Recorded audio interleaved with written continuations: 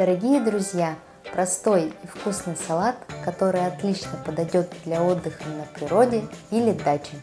Берем филейную колбасу от чебаркульской птицы, примерно 200 грамм, и режем на маленькие кусочки.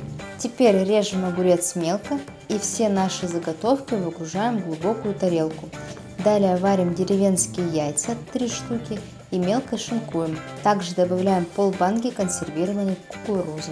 Еще закидываем сухарики и добавляем майонез по вкусу. Хорошенько все перемешиваем и лучше всего поставить в холодильник на 40 минут. Салат готов буквально за несколько минут. Приятного аппетита!